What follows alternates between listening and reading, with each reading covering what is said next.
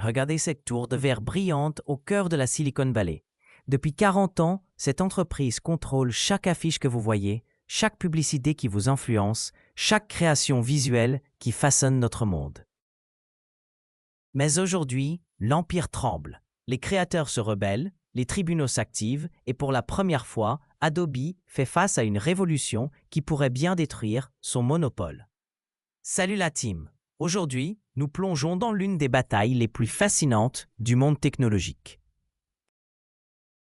Comment Adobe, maître absolu de la création numérique, s'est transformé en ennemi public numéro 1 de ses propres utilisateurs.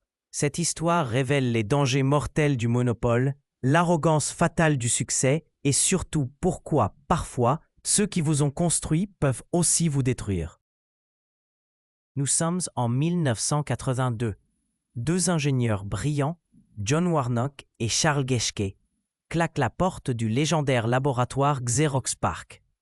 Ces visionnaires viennent d'inventer quelque chose de révolutionnaire.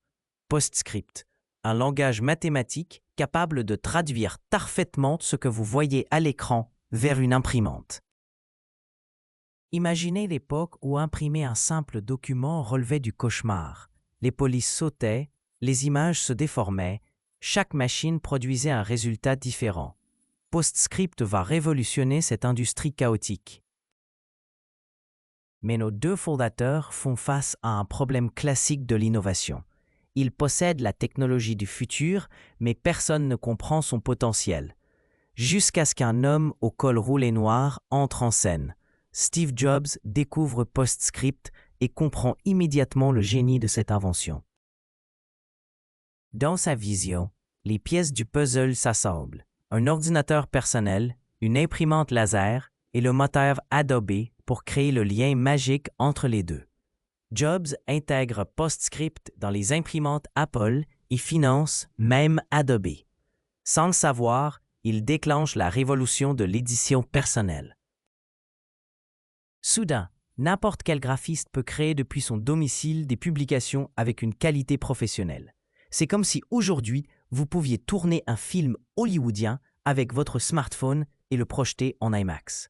Adobe explose littéralement. Puis arrive Illustrator en 1987, suivi du coup de maître absolu, l'acquisition de Photoshop en 1988. Ce logiciel de retouche photo, initialement développé par les frères Thomas et John Knoll, devient la pierre angulaire de l'empire Adobe. Dans les années 90, Adobe règne sans partage sur la création visuelle mondiale. Le contrat social semble parfait à cette époque. Vous payez environ 800 $ une seule fois. Vous possédez votre logiciel pendant 5 à 10 ans. Vous travaillez hors ligne sur votre machine. Aucun contrôle à distance. La deal paraît équitable et transparent. Mais vers la fin des années 2000, Adobe identifie un problème majeur. Les marchés saturent, les logiciels fonctionnent trop bien. Les clients n'achètent plus de mises à jour et surtout, le piratage explose dangereusement. C'est alors qu'une idée révolutionnaire germe dans les bureaux d'Adobe. Et si au lieu de vendre des produits, nous vendions des abonnements? Cette transformation ne vise pas seulement à combattre le piratage ou lisser les revenus, mais à redéfinir complètement la relation avec les clients. En 2012, Adobe annonce quelque chose qui semble anodin, mais qui va bouleverser l'industrie. Photoshop CS6 sera le dernier logiciel disponible à l'achat unique. Désormais, tout passe par Creative Cloud. Pour accéder à vos outils, vous devrez payer mensuellement. Adobe présente cela comme une évolution naturelle. Toujours la dernière version. Suppression des gros achats de 1000 $, facilitation de votre travail. Mais derrière cette communication rassurante se cache une transformation brutale du modèle économique. Auparavant, vous payez une fois et travaillez indépendamment. Maintenant, si vous cessez de payer, vous perdez tout. Plus de Photoshop, plus de fichiers compatibles, plus d'accès. Vous ne possédez plus un produit. Vous louez l'entrée dans l'écosystème Adobe. Pour la majorité des créatifs, graphistes et vidéastes, c'est un piège redoutable, car tous leurs fichiers utilisent les formats propriétaires d'Adobe.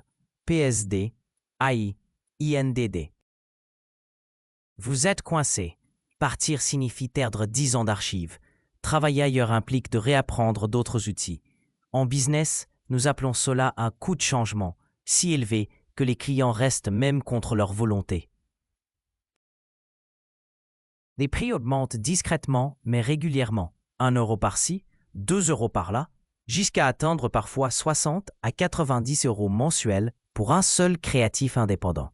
En 2024, une pétition contre Adobe Creative Cloud recueille plus de 120 000 signatures en 48 heures. Les griffes sont claires, hausse de prix abusive, promesses de mise à jour non tenues et surtout impossibilité de sortir du système sans tout perdre. Mais Adobe s'en moque car ils ont réussi là où tant d'autres ont échoué, transformer un produit en dépendance. Chaque mois, des millions d'utilisateurs paient, non pas parce qu'ils adorent le service, mais parce qu'ils n'ont pas le choix. Le résultat financier est spectaculaire. En 2010, Adobe réalisait un peu plus de 3 milliards de dollars de chiffre d'affaires. En 2024, plus de 19 milliards avec des marges nettes dépassant 30%. Mais cette réussite économique masque une réalité beaucoup plus sombre. Plus Adobe domine, plus la colère monte. Ce qui va les inquiéter n'est pas une start-up, mais une rébellion collective de dizaines de milliers de créatifs, d'agences, de freelances qui vont chercher à reprendre le pouvoir. Un petit éditeur indépendant sort un logiciel inconnu du grand public, Affinity Designer. Aucun abonnement, aucun cloud, juste un logiciel simple et puissant pour moins de 70 euros en paiement unique. Il n'est pas seul. Dans le design, Figma commence à se répandre dans les écoles. Dans la vidéo, DaVinci Resolve écrase Adobe Premiere dans les studios indépendants. Dans la photo, Affinity Photo devient l'alternative préférée à Photoshop. Chez les jeunes créateurs, une question fondamentale émerge. Pourquoi continuer à payer 60 euros par mois pour un logiciel qu'on n'aime même plus utiliser? C'est là qu'Adobe commence à paniquer, car cette fois, ce ne sont pas de grosses entreprises qui les attaquent. C'est leur base, les créateurs, les indépendants, les communautés et surtout les écoles. En 2018, un sondage d'UX Collective, l'un des plus gros médias spécialisés au monde, montre que Figma dépasse Adobe dans les préférences des designers produits. Pour ceux qui savent lire entre les lignes, c'est le début de la fin. Pourquoi? Parce que Figma est gratuit, accessible depuis n'importe quel navigateur et surtout collaboratif en temps réel, un Google Docs du design. Pendant qu'Adobe continue de vendre des licences à 600 euros par an, Figma libère tout ce qu'ils avaient verrouillé. Zéro installation, pas besoin d'un Mac Pro surpuissant, pas besoin de payer 50 euros mensuels pour tester. Résultat, tous les jeunes créateurs migrent.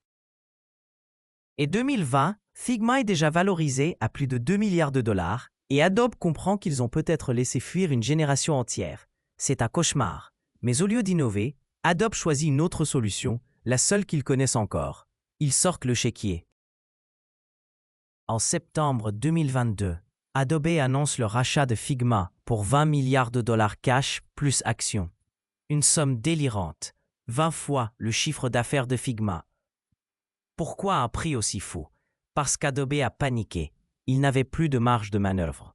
Il devait stopper l'hémorragie avant que les grandes entreprises tech migrent définitivement vers Figma. Mais ce mouvement se retourne contre eux. Les régulateurs américains, britanniques et européens bloquent le deal. Trop gros, trop monopolistique. L'acquisition est finalement abandonnée en 2023 et Adobe se retrouve humilié. Pas de Figma, pas d'alternative et un aveu de faiblesse historique. Pire, cette tentative de rachat a réveillé tout le monde. Les créateurs comprennent que leur pouvoir est réel. Les concurrents lèvent des fonds, les alternatives gratuites explosent. Et dans l'ombre, une nouvelle révolution commence à menacer tout l'édifice. Une révolution qu'Adobe ne peut pas acheter, qu'Adobe ne contrôle pas, l'intelligence artificielle. Un email interne fuite sur Twitter. En une phrase, tout explose. Adobe entraîne son IA avec des images issues de Creative Cloud. C'est le choc. Pour des milliers d'artistes, c'est la pire trahison. Car ce que cela signifie est simple. Les œuvres que vous avez créées avec Photoshop, avec Illustrator, celles sur lesquelles vous avez passé des heures à peaufiner chaque détail, sont peut-être désormais utilisées pour entraîner l'IA qui va vous remplacer. Sans vous informer, sans vous rémunérer, sans même vous remercier, cette IA a un nom, Firefly. Au début, Firefly impressionne. Génération d'images à partir de texte, outils magiques de retouche, détourage automatique. Le plus ironique, c'est plus rapide et plus fluide que la plupart des utilisateurs humains. Adobe l'intègre partout. Photoshop, Illustrator, Express, même Premiere. Le futur de la création semble arriver. Mais ce que Firefly déclenche aussi, c'est une guerre sourde. Dans les coulisses, le mépris gronde. Les illustrateurs freelance, les graphistes en agence, les photographes de stock voient leurs revenus s'effondrer. Pourquoi payer un humain quand une IA intégrée dans Photoshop peut créer une image, une affiche, un logo en 3 secondes? L'ironie devient insupportable. Les outils que les créateurs paient sont maintenant utilisés contre eux. C'est la gifle ultime pour une entreprise qui se disait au service des artistes. De plus, Firefly n'est pas seul. En face, Midjourney s'impose sur le marché. DALL-E avance. Canva lance Magic Design. Runway surpasse Adobe Premiere sur la vidéo. Autrement dit, même là où Adobe pensait dominer, ils se font rattraper, voire doubler, par des entreprises 10 fois plus petites, plus rapides, plus audacieuses et beaucoup plus appréciées. Ce n'est pas tout. En 2024, les médias découvrent que Firefly est massivement entraîné sur du contenu Adobe Stock. Des images soumises par des photographes, des illustrateurs, des graphistes qui n'ont pas été clairement informés. Certains découvrent que leurs propres images sont reprises et remixées par l'IA d'Adobe sans qu'ils puissent le bloquer. La grogne devient colère. La colère devient appel au boycott. Dans les forums créatifs, une phrase revient en boucle. Adobe trahit ceux qui l'ont fait grandir. L'intelligence artificielle, qui aurait pu être leur rédemption, devient l'arme de leur suicide créatif. Ce n'est pas une métaphore, car ce qui arrive en 2025 va encore faire descendre Adobe d'un cran. Un cran qui, cette fois, se compte en milliards de dollars perdus. Souvenez-vous du rachat raté de Figma, Adobe doit payer une amende de rupture d'1 milliard de dollars. En parallèle, les créateurs s'organisent. Canva devient un réflexe pour les petites équipes. Notion s'impose comme le Google Doc de la créativité. DaVinci écrase Premiere dans les studios indépendants. Figma reste gratuit, collaboratif et adoré. Chez les jeunes designers, un nouveau mot se répand, déadobiser. En gros, supprimer Adobe systématiquement. Résultat, les processus s'enchaînent et pour la première fois depuis 20 ans, le modèle Adobe ne fait plus rêver. Une génération entière d'artistes, de designers, de monteurs ne veut plus de cette prison Creative Cloud. Ils veulent des outils plus libres, plus ouverts, plus humains.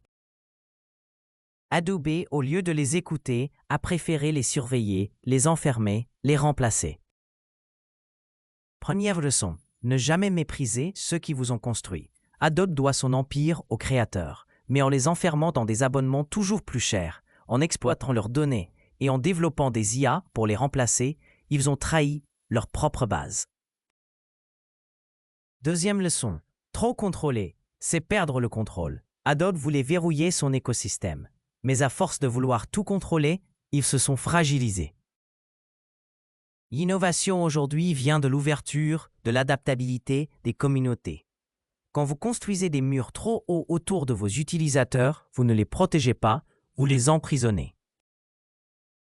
Et vous, pensez-vous qu'Adobe peut encore se réinventer?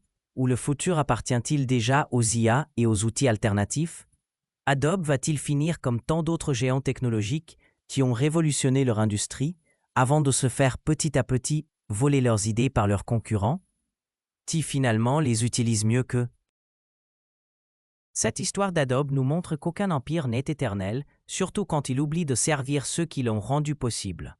La vraie leçon ici n'est pas technique, elle est humaine. Respectez ceux qui vous font confiance, écoutez ceux qui vous critiquent, et n'oubliez jamais que votre plus grand concurrent peut être votre propre arrogance.